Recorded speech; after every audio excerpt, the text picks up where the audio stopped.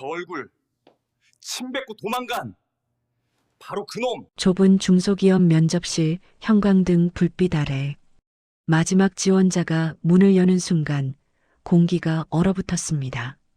47 인사팀장인 저는 볼펜을 쥔 손을 굳힌 채 입술만 떨렸습니다. 문간에 멈춰선 23 청년. 그의 얼굴이 창백하게 질리며 식은땀이 관자놀이를 타고 흘러내립니다. 회의실 안에는 서류 넘기는 소리도 사라지고 오직 서로의 숨소리만 둔탁하게 맴돕니다. 이 청년은 바로 오늘 아침 골목길에서 제 얼굴에 침을 뱉고 도망친 그 남자였습니다. 제 코끝에는 아직도 그 끈적한 기억이 남아 있었고 왼쪽 볼이 본능적으로 화끈거렸습니다. 청년의 정장 소매 사이로 병원 밴드가 살짝 보였고 그의 몸에서는 희미한 소독약 냄새가 났습니다. 분노와 수치심 그리고 알 수 없는 연민이 뒤엉켰습니다. 앉으세요. 차갑게 떨어진 제 한마디 뒤로 이 자리는 면접장이자 동시에 심판의 자리가 되어버렸습니다. 과연 저는 여러분이라면 이 청년을 합격시킬 수 있겠습니까? 사연 시작 전 구독과 좋아요를 눌러주시고 어디서 듣고 계신지 댓글 남겨주시면 그곳으로 행운이 가득 깃들기를 바라겠습니다. 저는 정세훈, 올해 47입니다. 중소기업에서 인사팀장으로 일한 지 벌써 15년째입니다. 매일 아침 7시 반이면 집을 나서 회사로 향합니다. 오늘도 여느 때처럼 평범한 아침이었습니다. 아니, 그렇게 시작됐습니다. 회사까지는 지하철역에서 도보로 10분 거리입니다. 아침 햇살이 기분 좋게 비치는 골목길을 걸어가고 있었습니다. 그때였습니다. 좁은 골목 모퉁이를 돌아서는 순간 반대편에서 걸어오던 젊은 남자와 어깨가 세게 부딪혔습니다. 아! 순간적으로 비틀거렸습니다. 가방이 바닥에 떨어졌습니다. 저는 재빨리 몸을 추스르며 그 남자를 봤습니다. 20대 초반쯤 되어 보이는 청년이었습니다. 후드티에 찢어진 청바지, 피곤해 보이는 얼굴에 무표정한 눈빛이었습니다. 어이, 앞 좀 보고 다녀요. 저는 최대한 침착하게 말했습니다. 사과 한마디 정도는 나올 줄 알았습니다. 하지만 그 청년의 반응은 제 예상을 완전히 빗나갔습니다. 뭐, 아저씨가 부딪혔으면서 왜 나한테 따져? 목소리에 짜증이 가득했습니다. 저는 황당해서 다시 말했습니다. 내가 부딪혔다고요? 당신이 고개도 안 들고 걸어오잖아요. 사과는 당신이 해야 하는 거 아닌가요? 아, 진짜 웃기네. 꼰대 하나 걸렸네. 청년은 비웃듯 중얼거렸습니다. 제 가슴 속에서 뜨거운 무언가가 치밀어 올랐습니다. 저는 목소리를 높였습니다. 지금 뭐라고 한 거예요? 당신 부모한테 그렇게 배웠어요? 그 순간이었습니다. 청년이 갑자기 제 얼굴 가까이 다가왔습니다. 그리고는 믿을 수 없는 일이 벌어졌습니다. 따뜻하고 끈적한 무언가가 제 왼쪽 볼에 닿았습니다. 침이었습니다. 그 남자가 제 얼굴에 침을 뱉은 겁니다. 저는 그 자리에 얼어붙었습니다. 머리가 하얘졌습니다. 청년은 빙긋 웃더니 뒤도 돌아보지 않고 뛰어갔습니다. 아, 야, 이 자식아. 저는 소리쳤지만 그는 이미 골목 끝으로 사라지고 있었습니다. 저는 멍하니 서서 떨리는 손으로 볼을 만졌습니다. 손가락 끝에 축축한 감촉이 느껴졌습니다. 구역질이 났습니다. 주변을 지나가던 사람들이 저를 쳐다봤습니다. 동정 어린 시선 혹은 무관심한 눈빛들. 저는 급히 손수건을 꺼내 얼굴을 닦았습니다. 손이 부들부들 떨렸습니다. 분노 때문인지 수치심 때문인지 알 수 없었습니다. 어떻게 사람이 이럴 수가 있지? 47회를 살아오면서 이런 모욕은 처음이었습니다. 군대에서도 직장에서 온갖 스트레스를 받을 때도 이렇게까지 무시당한 적은 없었습니다. 한 인간으로서의 존엄성이 짓밟힌 기분이었습니다. 저는 휴지로 얼굴을 몇 번이고 닦았습니다. 그래도 찝찝한 느낌은 사라지지 않았습니다. 회사에 가서 씻어야겠다고 생각했습니다. 하지만 발이 떨어지지 않았습니다. 신고를 해야 하나? 하지만 그 녀석 얼굴도 제대로 못 봤는데 CCTV가 있었을까요?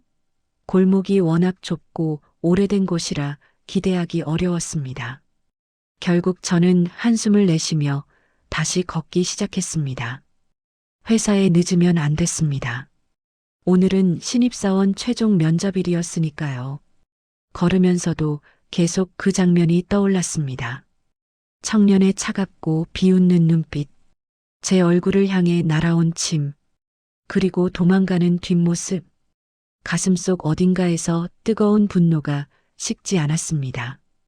요즘 젊은 애들은 대체 뭘 배운 거야? 예의라곤 손톱만큼도 없어. 물론 모든 젊은이가 그런 건 아니라는 걸 압니다. 하지만 오늘 아침 그 일은 제 마음속에 깊은 상처를 남겼습니다. 지하철역에 도착할 때까지도 손이 떨렸습니다. 회사가 점점 가까워졌습니다. 저는 숨을 깊이 들이마셨습니다. 진정하려고 애썼습니다. 오늘 면접을 봐야 하니까요. 인사팀장으로서 냉정하고 공정하게 지원자들을 평가해야 했습니다. 하지만 가슴속 불편한 감정은 쉽게 가라앉지 않았습니다. 회사 건물에 도착했을 때 시계를 보니 9시 10분이었습니다. 평소보다 5분 늦었습니다. 로비를 지나 엘리베이터에 올랐습니다. 거울에 비친 제 얼굴을 봤습니다. 겉으로 보기엔 멀쩡했습니다. 하지만 왼쪽 볼이 계속 신경 쓰였습니다. 아직도 그 느낌이 남아있는 것 같아. 엘리베이터 문이 열리고 사무실로 들어갔습니다. 동료들이 인사했지만 저는 건성으로 답하고 곧장 화장실로 향했습니다. 아무도 없는 빈 화장실, 세면대 앞에 섰습니다. 수도꼭지를 틀었습니다. 차가운 물이 쏟아졌습니다. 손에 물을 받아 얼굴을 문질렀습니다. 한 번, 두 번, 세 번. 비누를 칠하고 또다시 씻었습니다. 거울을 봤습니다. 물방울이 뚝뚝 떨어지는 제 얼굴이 보였습니다. 침자국은 진작에 사라졌습니다. 하지만 그때의 모욕감은 여전히 생생했습니다. 마치 피부 깊숙이 스며든 것처럼 지워지지 않았습니다. 후, 긴 한숨이 나왔습니다. 수건으로 얼굴을 닦으며 생각했습니다. 신고라도 할 걸 그랬나? 아니야, 증거도 없는데 무슨 소용이야. 결국 아무것도 할 수 없다는 무력감이 더 화가 났습니다. 저는 넥타이를 다시 매고 사무실로 돌아왔습니다. 책상에 앉았습니다. 컴퓨터를 켰습니다. 하지만 화면을 보고 있어도 집중이 안 됐습니다. 자꾸 아까 그 청년의 얼굴이 떠올랐습니다. 비웃는 표정, 차갑게 쏘아보던 눈빛, 그리고 망설임 없이 침을 뱉던 순간, 요즘 젊은 애들은 대체 뭘 배운 거야? 물론 제 주변에도 예의 바르고 성실한 젊은 직원들이 많습니다. 하지만 오늘 아침 일은 제 마음속에 씻을 수 없는 얼룩을 남겼습니다. 모든 젊은이를 그렇게 보면 안 된다는 걸 알면서도 자꾸만 불편한 감정이 올라왔습니다. 책상 위에 쌓인 서류들이 눈에 들어왔습니다. 오늘 면접 볼 지원자들의 이력서였습니다. 23명. 그중 최종 면접까지 온 사람은 6명이었습니다. 모두 20대 초중반의 청년들이었습니다. 서류를 한 장 한 장 넘겨봤습니다. 깔끔하게 작성된 이력서들, 각자의 꿈과 포부가 담긴 자기소개서들, 평소라면 관심 있게 읽었을 겁니다. 하지만 오늘은 달랐습니다. 이 중에 혹시 아까 그런 애 같은 놈이 또 있으면 어쩌지? 제 자신에게도 놀랐습니다. 이런 생각을 하다니. 저는 원래 편견 없이 사람을 대하려고 노력하는 편이었습니다. 인사팀장으로서 공정함을 가장 중요하게 여겼습니다. 그런데 오늘은 달랐습니다. 옆자리 김 대리가 커피를 건네며 물었습니다. 팀장님, 괜찮으세요? 얼굴이 안 좋아 보이는데요. 아, 괜찮아. 그냥 좀 피곤해서. 거짓말이었습니다. 피곤한 게 아니라 화가 나고 억울했습니다. 하지만 말할 수 없었습니다. 오늘 아침에 길에서 젊은 애한테 침을 맞았다고 어떻게 말합니까? 아니, 정확히 말하면 그놈이 내 얼굴에 침을 뱉었습니다. 창피하고 수치스러워서 차라리 숨기고 싶었습니다. 시계를 봤습니다. 9시 50분. 10분 후면 면접이 시작됩니다. 저는 이력서를 다시 펼쳤습니다. 집중하려고 애썼습니다. 정신 차려, 정세훈. 너는 인사팀장이야. 개인 감정을 일에 섞으면 안 돼. 스스로에게 다짐했습니다. 하지만 마음 한구석에서는 계속 불안한 목소리가 들렸습니다. 제발, 저런 인간만 안 들어왔으면 좋겠어. 우리 회사에 그런 버릇없는 애가 들어오면 안 돼.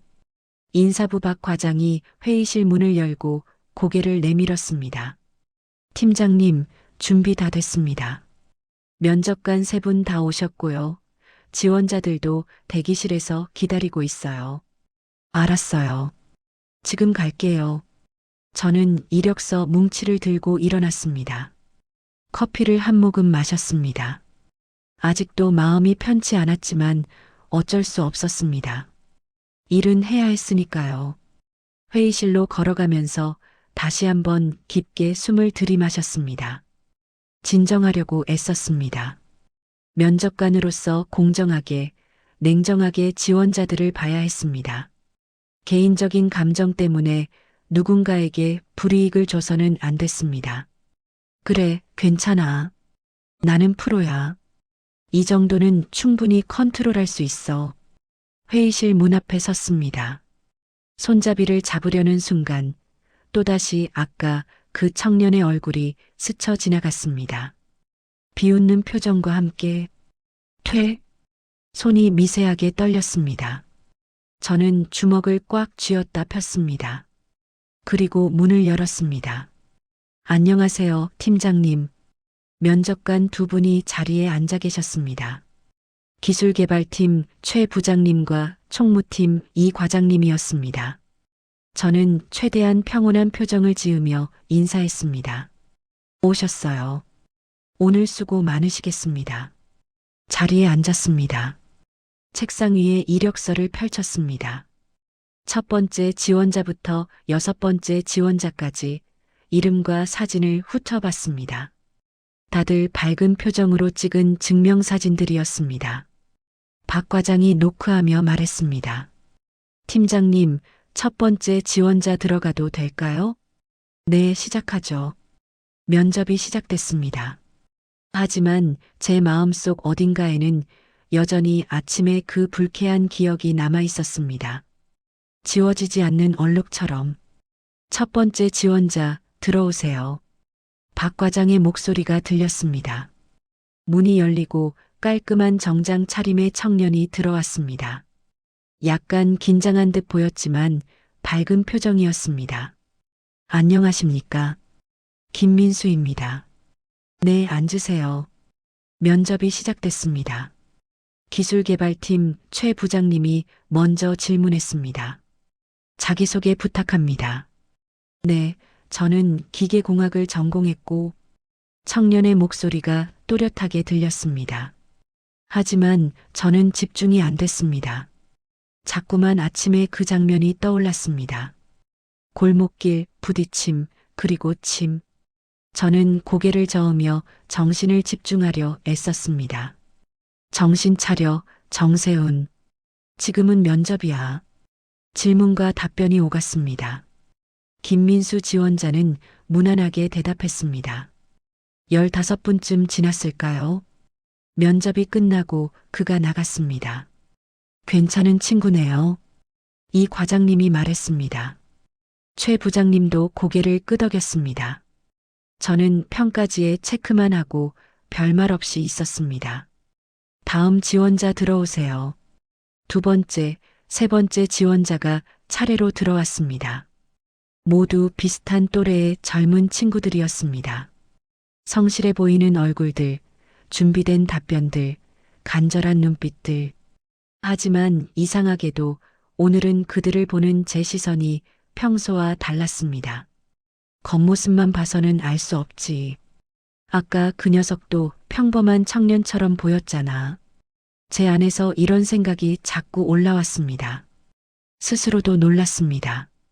저는 원래 이런 사람이 아니었는데 편견 없이 공정하게 사람을 평가하는 게 제 신념이었는데 오늘 아침 단 한 번의 사건이 저를 이렇게 바꿔놓았습니다.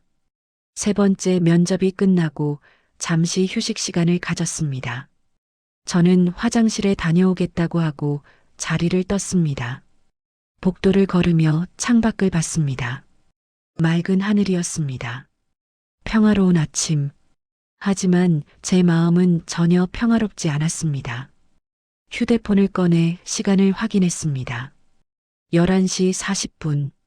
이제 3명 남았습니다. 점심시간 전에 다 끝낼 수 있을 것 같았습니다. 빨리 끝내고 싶다. 오늘은 정말 힘든 하루야. 화장실 거울 앞에 섰습니다. 또다시 제 얼굴을 봤습니다. 왼쪽 볼을 만졌습니다. 물론 아무것도 없었습니다. 하지만 느낌은 여전히 남아 있었습니다. 그 끈적하고 불쾌한 감촉이. 물로 얼굴을 다시 한번 씻었습니다. 차가운 물이 정신을 맑게 해주길 바랐습니다. 조금만 더 버티자. 3명만 더 보면 돼. 회의실로 돌아왔습니다. 최 부장님과 이 과장님이 이야기를 나누고 계셨습니다. 아까 세 번째 지원자 괜찮던데요? 네, 저도 그렇게 봤습니다. 저는 조용히 자리에 앉았습니다. 평가지를 다시 펼쳤습니다. 남은 지원자는 3명. 네 번째부터 6번째까지 이력서를 훑어봤습니다. 네 번째 지원자 박지훈, 24살. 다섯 번째 지원자 강혜린, 23. 그리고 6번째, 마지막 지원자 도아준, 23. 사진을 봤습니다. 단정한 머리, 깔끔한 정장, 미소 짓는 얼굴. 어디서나 볼 수 있는 평범한 청년의 모습이었습니다. 저는 무심코 그 사진을 지나쳤습니다. 네 번째 지원자 들어오세요. 박지훈이 들어왔습니다. 키가 크고 당당해 보였습니다. 면접은 순조롭게 진행됐습니다. 답변도 준비가 잘 되어 있었습니다. 최 부장님이 만족스러운 표정을 지었습니다. 좋습니다. 수고하셨어요. 박지훈이 나가고 다섯 번째 지원자 강혜린이 들어왔습니다. 여성 지원자는 오늘 그녀가 유일했습니다. 차분하고 논리적인 답변이 인상적이었습니다. 감사합니다. 강혜린이 면접을 마치고 나갔습니다. 이제 1명 남았습니다. 마지막 지원자. 저는 시계를 봤습니다. 12시 50분. 점심시간이 거의 다 됐습니다. 마지막 지원자네요. 끝나면 점심 먹으러 갑시다. 이 과장님이 말했습니다. 저도 그러고 싶었습니다. 빨리 이 자리를 벗어나고 싶었습니다. 오늘은 유독 면접이 힘들게 느껴졌습니다. 박 과장이 서류를 건네며 말했습니다. 다음이 마지막입니다. 도아준, 23이요. 기계공학 전공이고 기술 테스트 점수가 상위권이었습니다. 그래요? 기대되는데요. 최 부장님이 관심을 보였습니다. 저는 이력서를 다시 펼쳤습니다. 도아준. 사진 속 청년은 단정하고 성실해 보였습니다. 학점도 괜찮았고 자격증도 여러 개 있었습니다. 자기소개서도 진솔하게 잘 쓴 편이었습니다. 마지막이니까 집중하자. 이 친구는 점수도 좋다고 했잖아. 저는 마음을 다잡았습니다. 개인적인 감정을 떨쳐내려고 애썼습니다. 공정하게, 객관적으로 평가해야 했습니다. 박 과장이 문 쪽으로 다가갔습니다. 도와준 씨, 들어오세요. 문 밖에서 인기척이 들렸습니다. 손잡이가 돌아갔습니다. 문이 천천히 열렸습니다. 그 순간 제 심장이 멎는 것 같았습니다. 들어온 청년의 얼굴을 보는 순간 온몸의 피가 거꾸로 도는 느낌이었습니다. 눈을 의심했습니다. 하지만 분명했습니다. 후드티 대신 정장을 입고 있었지만 그 얼굴은 틀림없었습니다. 아침에 골목에서 저와 부딪혔던 그 청년. 제 얼굴에 침을 뱉고 도망갔던 바로 그 남자였습니다. 도와준도 저를 보는 순간 얼굴이 새하얗게 질렸습니다. 입이 떡 벌어진 채 굳어버렸습니다. 시간이 멈춘 것 같았습니다. 정적이 흘렀습니다. 아주 짧은 순간이었지만 영원처럼 느껴졌습니다. 도와주는 문 앞에 선 채 얼어붙어 있었습니다. 그의 얼굴은 핏기가 싹 가신 듯 창백했습니다. 눈은 크게 떠진 채 저를 바라보고 있었습니다. 믿을 수 없다는 표정이었습니다. 저 역시 마찬가지였습니다. 가슴이 쿵 내려앉는 느낌이었습니다. 이게 꿈인가 싶었습니다. 아니, 악몽이었습니다. 설마 이럴 수가. 최 부장님이 의아한 표정으로 물었습니다. 왜 그래요? 들어오세요. 도와주는 그제야 정신을 차린 듯 움직였습니다. 하지만 걸음이 비틀거렸습니다. 마치 다리에 힘이 없는 것처럼. 그는 천천히, 아주 천천히 면접 테이블 앞으로 걸어왔습니다. 저는 그를 빤히 쳐다봤습니다. 감정이 복잡했습니다. 분노, 당혹감, 그리고 묘한 긴장감. 손에 쥔 볼펜을 꽉 쥐었습니다. 손가락이 하얗게 질릴 정도로.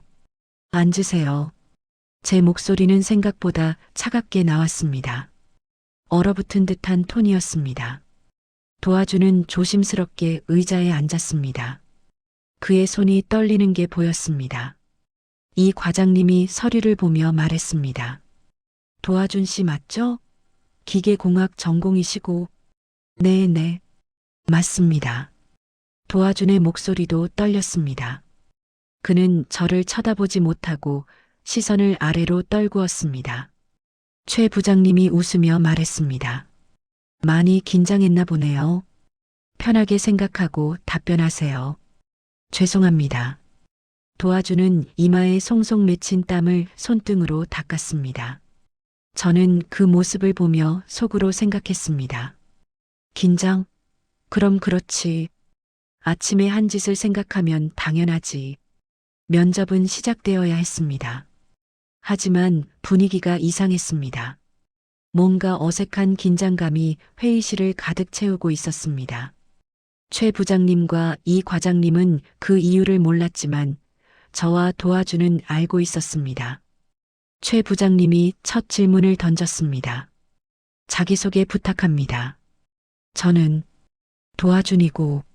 말이 끊겼습니다. 도와주는 입술을 깨물었습니다. 그리고 다시 말을 이었습니다.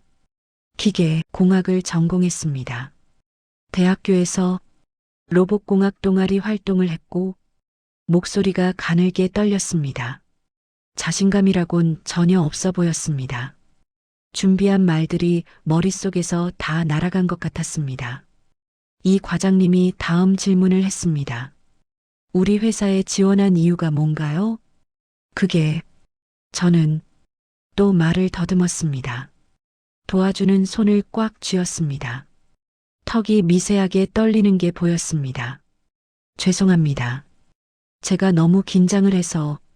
괜찮아요. 천천히 답해도 됩니다. 이 과장님이 부드럽게 말했습니다. 하지만 도와주는 좀처럼 말을 잇지 못했습니다. 그는 계속 시선을 아래로 향한 채 손만 만지작거렸습니다. 저는 팔짱을 끼고 그를 바라봤습니다. 한마디도 하지 않았습니다. 그냥 지켜볼 뿐이었습니다. 속으로는 복잡한 감정들이 소용돌이쳤습니다. 사과라도 해보든가, 아니면 최소한 눈이라도 마주쳐 보든가. 하지만 도와주는 고개를 들지 못했습니다. 최 부장님이 다시 물었습니다. 기술 테스트 점수가 아주 좋던데 자신 있는 분야가 뭔가요? 설계요. 컴퓨터로 기계 도면 그리는 거 잘합니다. 겨우겨우 답을 짜냈습니다. 하지만 자신감 있는 대답과는 거리가 멀었습니다. 그저 의무적으로 말하는 것처럼 들렸습니다. 면접은 계속됐지만 분위기는 점점 더 어색해졌습니다. 도와주는 제대로 된 답변을 하나도 하지 못했습니다. 준비를 아무리 잘해왔어도 소용없었습니다. 그는 완전히 패닉 상태였습니다. 그때 제 눈에 뭔가가 들어왔습니다. 도와준의 손목이었습니다. 정장 소매 밑으로 낡은 밴드가 보였습니다. 병원에서 차는 그런 종류의 것 같았습니다. 그리고 그의 옷에서 희미하게 소독약 냄새가 났습니다. 병원? 순간 의문이 들었습니다. 하지만 곧 고개를 저었습니다. 아니야, 무슨 상관이야. 아침에 한 짓이 용서되는 건 아니잖아. 면접은 10분 정도 더 이어졌습니다. 하지만 도와주는 끝까지 제대로 된 답변을 하지 못했습니다. 이 과장님이 안타까운 표정을 지었습니다. 오늘 컨디션이 안 좋으신가 봐요? 죄송합니다. 정말 죄송합니다. 도와주는 고개를 숙인 채 작은 목소리로 사과했습니다. 최 부장님이 시계를 보며 말했습니다. 그럼 오늘 면접은 여기까지 하겠습니다. 결과는 일주일 내로 통보해 드릴게요. 감사합니다. 도와주는 자리에서 일어났습니다. 다리가 휘청거렸습니다.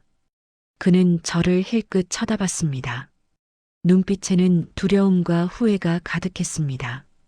하지만 저는 표정 하나 바꾸지 않고 그를 바라봤습니다. 도와주는 고개를 푹 숙이고 회의실을 나갔습니다. 문이 닫혔습니다. 잠시 침묵이 흘렀습니다. 최 부장님이 한숨을 쉬며 말했습니다. 아까운데 서류상으로는 괜찮아 보였는데 면접을 너무 못 봤네요. 많이 긴장한 것 같긴 했어요. 이 과장님이 동의했습니다. 저는 아무 말도 하지 않았습니다. 그저 도와준의 이력서를 내려다볼 뿐이었습니다. 사진 속 청년은 밝게 웃고 있었습니다. 하지만 방금 본 그 청년은 완전히 달랐습니다. 창백하고 떨리고 무너진 모습이었습니다. 저는 볼펜을 내려놓았습니다. 손이 아팠습니다. 너무 세게 쥐고 있었던 것 같습니다. 이제 어떻게 하지? 복잡한 마음이었습니다. 분노는 여전했습니다. 하지만 그와 동시에 묘한 감정도 올라왔습니다. 그가 너무 초라해 보였기 때문이었습니다. 회의실 방, 복도 어딘가에서 도와주는 무슨 생각을 하고 있을까요? 저는 창밖을 바라봤습니다. 답을 찾을 수 없었습니다. 점심 먹으러 갑시다. 최 부장님이 자리에서 일어나며 말했습니다. 이 과장님도 서류를 정리하며 고개를 끄덕였습니다. 오늘 면접 다들 괜찮았는데 마지막 지원자가 좀 아쉽네요. 그러게요. 서류상으로는 제일 좋아 보였는데. 두 분이 이야기를 나누며 회의실 문을 나갔습니다. 저는 자리에 그대로 앉아 있었습니다. 일어날 힘이 없었습니다. 책상 위에 놓인 도와준의 이력서를 다시 봤습니다. 학점 3.8, 자격증 5개, 기술시험 상위 10%, 자기소개서에는 성실함과 열정이 가득했습니다. 이 서류를 쓴 사람이 아침에 그런 짓을 한 사람이라니 믿기지 않았습니다. 아니, 믿고 싶지 않았습니다. 저는 한숨을 내쉬며 일어났습니다. 복도로 나왔습니다. 그때였습니다. 복도 끝 비상구 옆 벽에 기대 서 있는 사람이 보였습니다. 도와준이었습니다. 그는 고개를 푹 숙인 채 서 있었습니다. 어깨가 미세하게 떨리고 있었습니다. 저는 발걸음을 멈췄습니다. 가까이 가고 싶지 않았습니다. 하지만 그냥 지나칠 수도 없었습니다. 복잡한 마음으로 서 있는데 도와준이 고개를 들었습니다. 우리의 눈이 마주쳤습니다. 도와준의 눈이 붉게 충혈되어 있었습니다. 울었던 것 같았습니다. 그는 저를 보자마자 벽에서 떨어져 나와 제게 다가왔습니다. 팀장님, 떨리는 목소리였습니다. 저는 차갑게 그를 바라봤습니다. 한 발짝 물러섰습니다. 도와주는 제 앞에서 갑자기 허리를 깊이 숙였습니다. 90도로 절했습니다. 죄송합니다. 정말 죄송합니다. 일어나세요. 아침에 제가 한 짓 정말 죄송했습니다. 저는 팔짱을 꼈습니다. 차갑게 물었습니다. 지금 사과한다고 용서받을 수 있다고 생각해요? 아닙니다. 그냥 제 마음을 전하고 싶어서. 마음? 제 목소리에 냉기가 실렸습니다. 사람 얼굴에 침을 뱉는데 무슨 마음이 있었나요? 도와주는 입술을 깨물었습니다. 눈물이 뺨을 타고 흘렀습니다. 할 말이 없으신 거예요? 있습니다. 그럼 말해보세요. 듣겠습니다. 도와주는 고개를 들었습니다. 눈물 가득한 얼굴로 저를 봤습니다. 아버지가 일주일 전에 쓰러지셨습니다. 저는 표정을 바꾸지 않았습니다. 그저 듣고만 있었습니다. 뇌출혈이었어요. 공사장에서 갑자기 응급실로 실려가셨고 바로 수술했습니다. 그래서요? 차갑게 물었습니다. 그게 변명이 돼요? 아닙니다. 도와준이 고개를 저었습니다. 변명이 아니에요.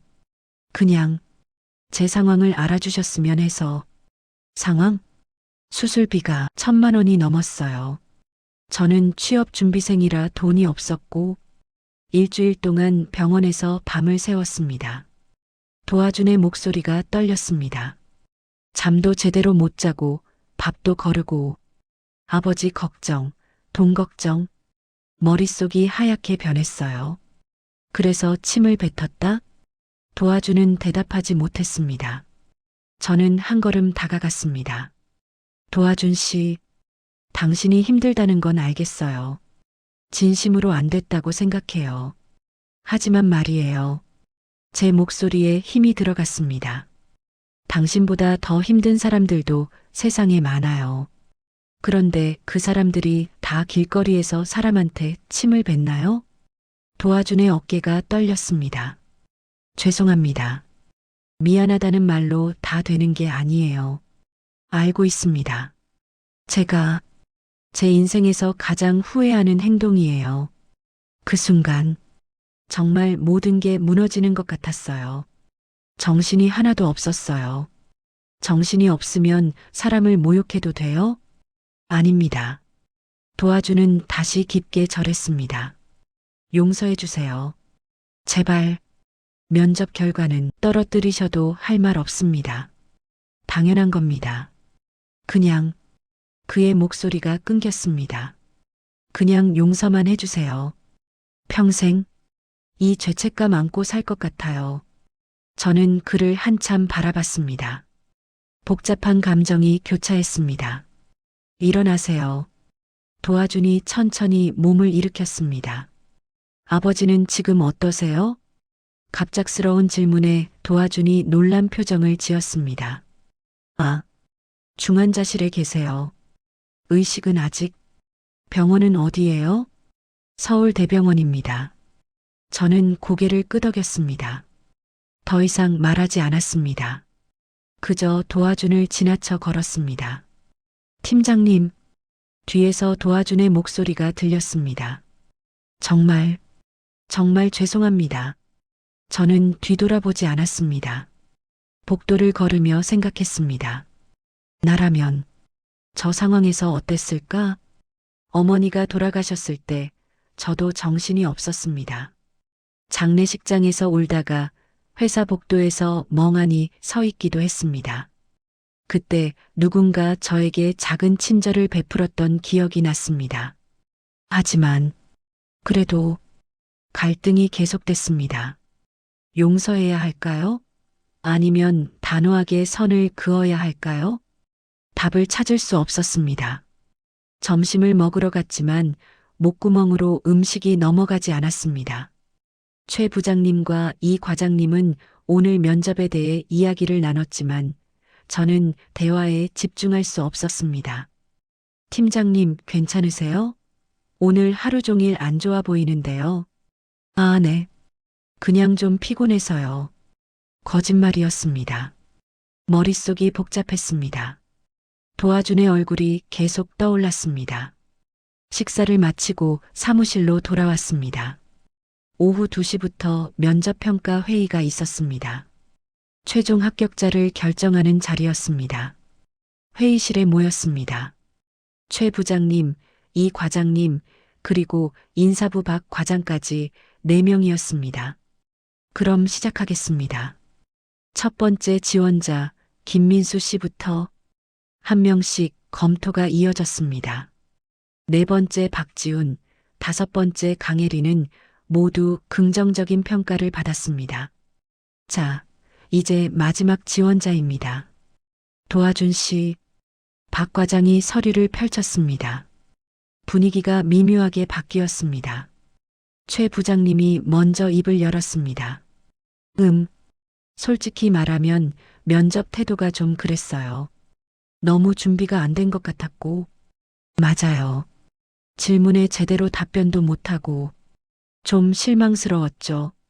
이 과장님도 부정적이었습니다. 박 과장이 서류를 보며 말했습니다. 하지만 서류는 정말 훌륭합니다. 학점도 좋고 기술 시험 점수는 오늘 지원자 중 최고예요. 그건 인정해요. 서류만 보면 단연 1등인데. 최 부장님이 고개를 저었습니다. 면접이 너무 별로였어요. 회사 생활을 제대로 할 수 있을지 의문이에요. 저는 말없이 듣고만 있었습니다. 이 과장님이 저를 보며 물었습니다. 팀장님 생각은 어떠세요? 저도. 제가 말을 시작하려는데 박 과장이 끼어들었습니다. 참, 제가 확인한 게 있는데요. 도와준 씨 개인 사정이 좀 있더라고요. 무슨 사정인데요? 최 부장님이 물었습니다. 아버지가 최근에 병원에 입원하셨대요.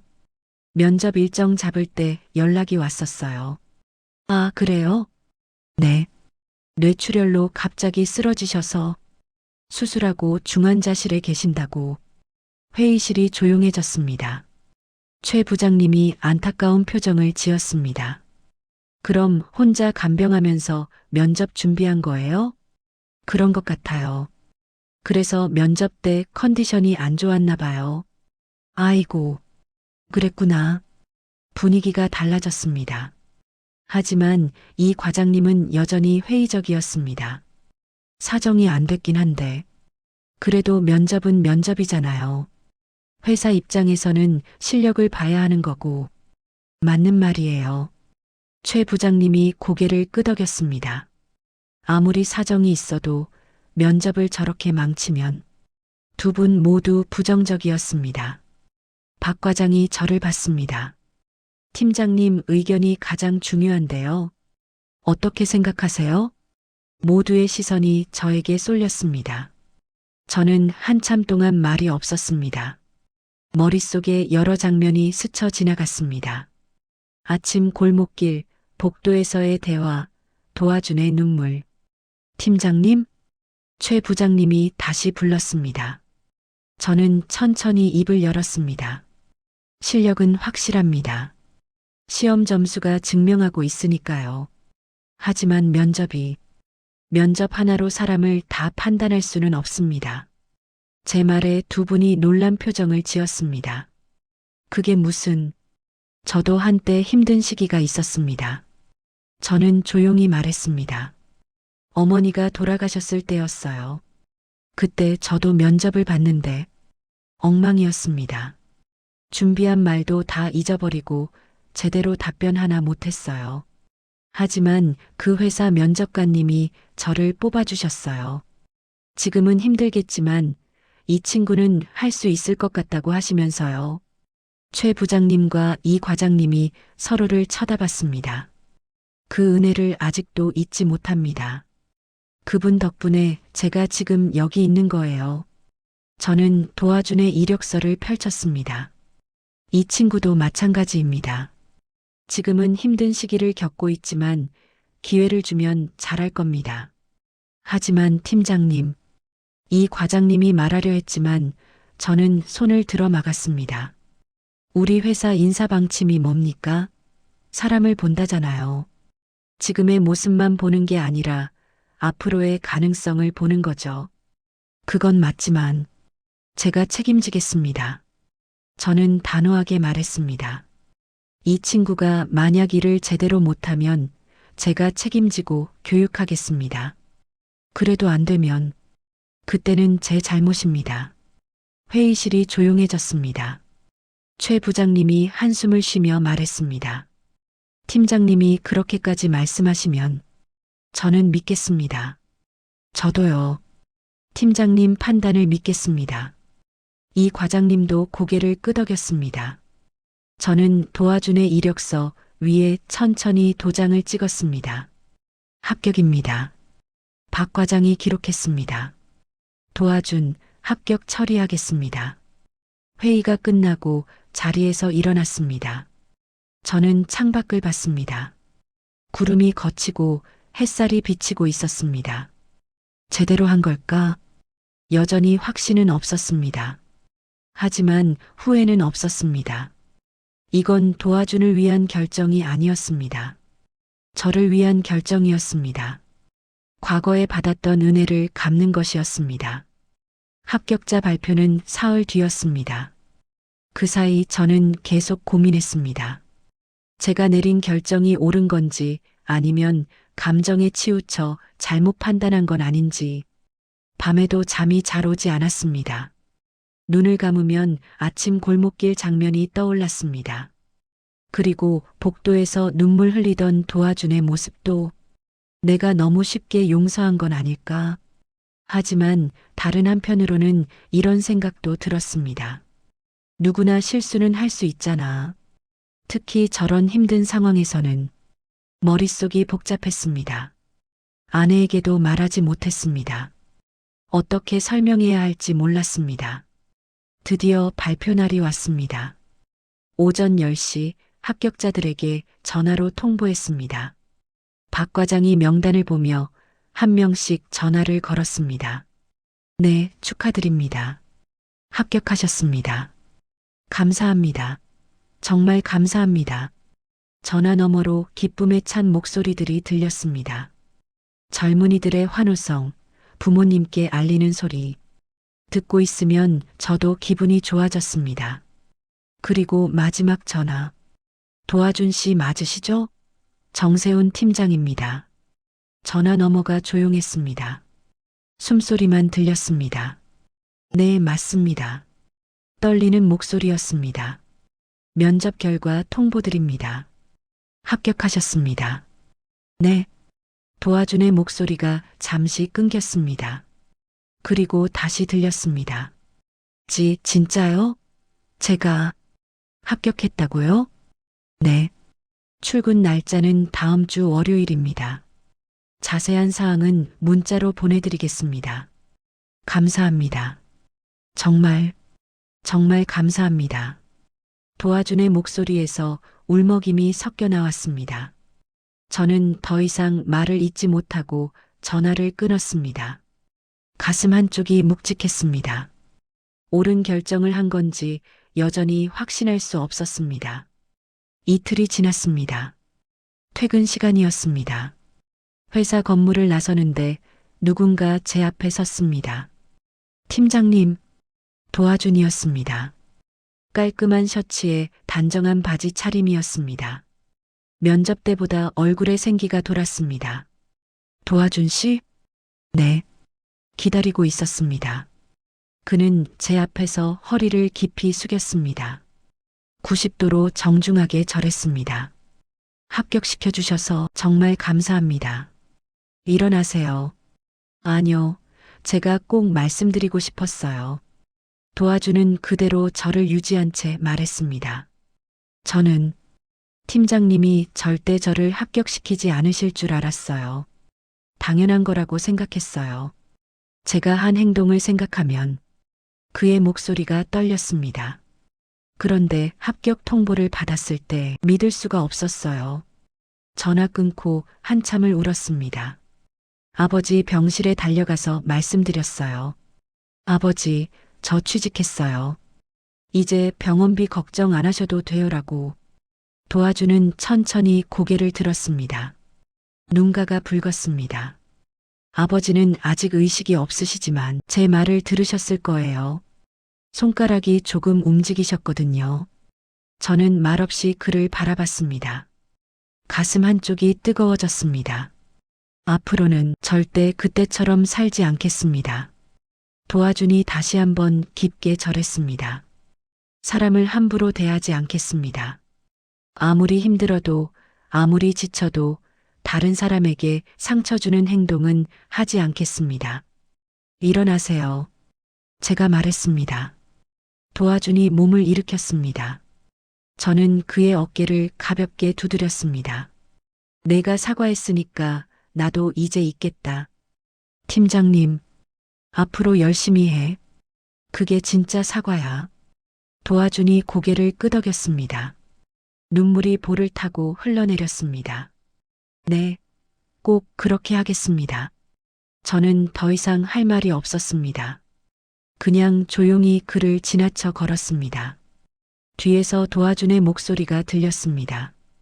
팀장님, 정말 감사합니다. 저는 뒤돌아보지 않았습니다. 하지만 입가에 미소가 지어졌습니다. 이게 맞는 거겠지. 주말이 지나고 월요일 아침이 왔습니다. 신입사원 첫 출근일이었습니다. 박 과장이 신입 직원 교육을 준비했습니다. 회의실에 자리를 마련하고 회사 소개 자료를 펼쳐놓았습니다. 팀장님, 신입 직원들 다 도착했습니다. 그래요? 시작하죠. 회의실 문을 열었습니다. 3명의 신입사원이 자리에 앉아 있었습니다. 박지훈, 강혜린, 그리고 도와준. 모두 긴장한 표정이었지만 기대에 찬 눈빛이었습니다. 도와준은 제일 뒷자리에 앉아 있었습니다. 우리 눈이 마주쳤습니다. 그는 고개를 숙여 인사했습니다. 좋은 아침입니다. 저는 인사팀장 정세훈입니다. 제가 앞에 서서 말했습니다. 오늘부터 여러분은 우리 회사의 일원입니다. 축하합니다. 감사합니다. 3사람이 동시에 대답했습니다. 저는 그들을 한 명씩 바라봤습니다. 우리 회사는 사람을 가장 중요하게 생각합니다. 능력도 중요하지만 인성이 더 중요합니다. 서로 존중하고 배려하고 함께 성장하는 것. 그게 우리 회사의 철학입니다. 도와준이 고개를 끄덕이는 게 보였습니다. 앞으로 힘든 일도 있을 겁니다. 실수도 할 겁니다. 하지만 중요한 건 그 다음이에요. 실수를 인정하고 배우고 더 나은 사람이 되려고 노력하는 것. 그게 진짜 성장입니다. 제 목소리에 힘이 들어갔습니다. 여러분 모두 잘할 거라 믿습니다. 환영합니다. 박수 소리가 회의실에 울려 퍼졌습니다. 도와주는 눈가를 훔치며 박수를 쳤습니다. 교육이 시작됐습니다. 저는 회의실을 나와 복도를 걸었습니다. 창밖을 봤습니다. 맑은 하늘이었습니다. 가슴속 무거운 짐이 조금 가벼워진 기분이었습니다. 이제 시작이구나. 새로운 시작. 도와준에게도 그리고 저에게도. 일주일이 지났습니다. 신입사원들은 빠르게 적응해 나갔습니다. 박지훈은 적극적이고 활발했고 강혜리는 꼼꼼하고 차분했습니다. 그리고 도와주는 가장 열심히 했습니다. 아침 일찍 출근해서 사무실 정리를 했습니다. 선배들의 심부름도 마다하지 않았습니다. 점심시간에도 공부하는 모습을 자주 봤습니다. 도와준 씨, 너무 무리하지 마세요. 쉬엄쉬엄 해도 돼요. 동료들이 걱정할 정도였습니다. 하지만 도와주는 늘 밝게 웃으며 대답했습니다. 괜찮습니다. 배울 게 많아서 즐거워요. 저는 멀리서 그 모습을 지켜봤습니다. 복잡한 마음이었습니다. 그가 진심으로 변하려고 노력하는 게 보였습니다. 금요일 오후였습니다. 일주일간의 신입교육이 모두 끝났습니다. 다음 주부터는 각자 배치된 부서에서 실무를 시작하게 됩니다. 퇴근 시간, 저는 사무실을 나섰습니다. 엘리베이터를 기다리는데 뒤에서 목소리가 들렸습니다. 팀장님, 돌아보니 도화준이었습니다. 가방을 메고 서 있었습니다. 퇴근하세요? 응, 너도? 네. 잠깐 말씀드려도 될까요? 그래. 우리는 함께 엘리베이터에 탔습니다. 저는 도화준을 봤습니다. 일주일 사이 얼굴이 많이 밝아졌습니다. 어때? 회사 생활 적응되니? 네. 다들 너무 잘해주세요. 선배님들도 친절하시고 배울 게 정말 많아요. 도화준이 환하게 웃었습니다. 그 웃음이 진심이라는 게 느껴졌습니다. 엘리베이터가 1층에 도착했습니다. 문이 열렸습니다.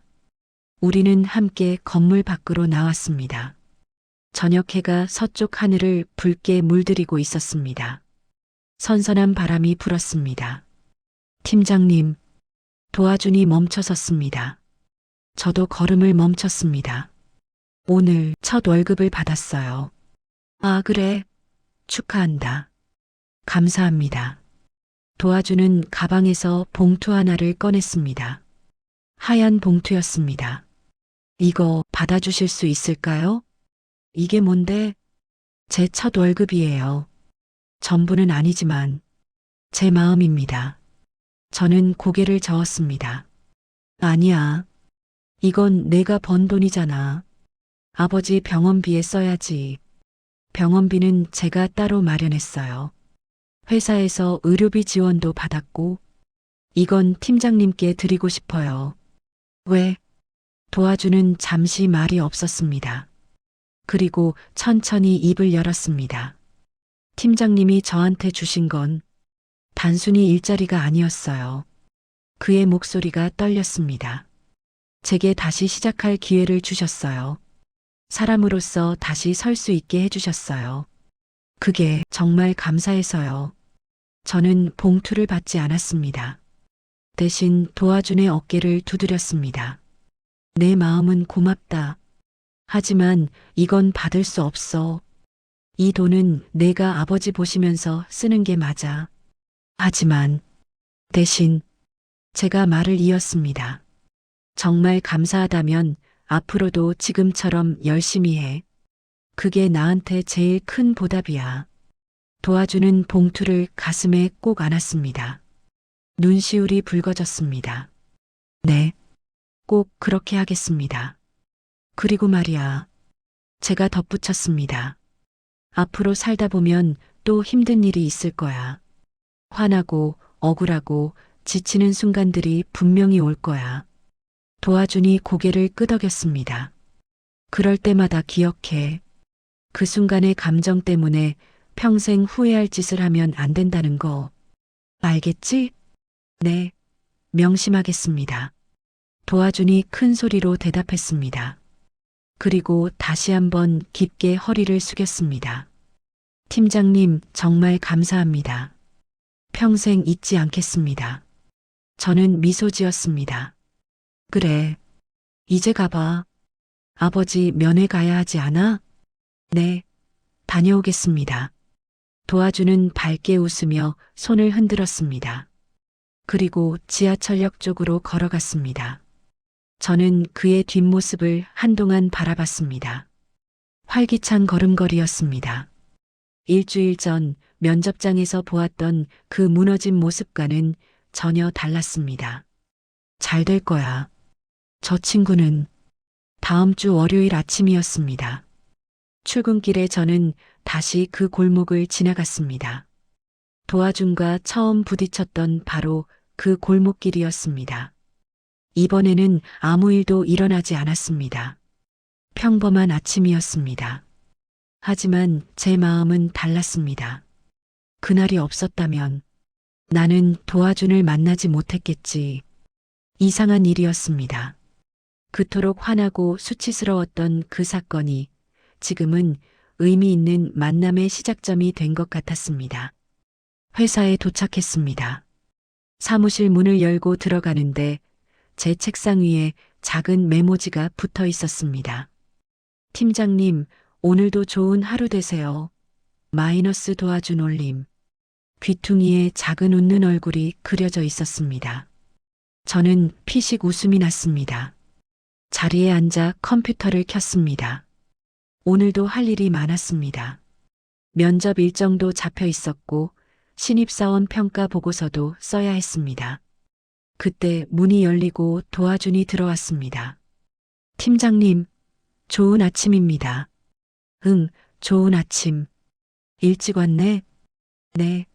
오늘 배울 게 많아서요. 최 부장님께서 도면 보는 법 가르쳐 주신대요. 도화준의 얼굴이 기대감으로 빛났습니다. 저는 고개를 끄덕였습니다. 그래, 열심히 배워. 네, 열심히 하겠습니다. 도와주는 인사를 하고 자기 자리로 갔습니다. 다른 신입사원들도 하나둘 출근했습니다. 사무실이 활기로 가득 찼습니다. 저는 창밖을 바라봤습니다. 맑은 하늘이었습니다. 새로운 하루가 시작되고 있었습니다. 그날 아침 골목길에서 시작된 이야기는 이렇게 끝났습니다. 아니, 끝난 게 아니라 새로운 시작이었습니다. 서로에게 상처로 남을 뻔했던 만남이 결국 서로를 성장시키는 인연이 되었습니다. 그리고 저는 깨달았습니다. 용서는 상대를 위한 것만이 아니라 나 자신을 위한 것이기도 하다는 걸. 오늘 이야기 여러분이라면 어떻게 하셨을까요? 여러분의 생각을 꼭 댓글로 남겨주세요. 구독과 좋아요, 그 한 번의 클릭이 저희에게 큰 힘이 됩니다. 함께 해주셔서 감사합니다.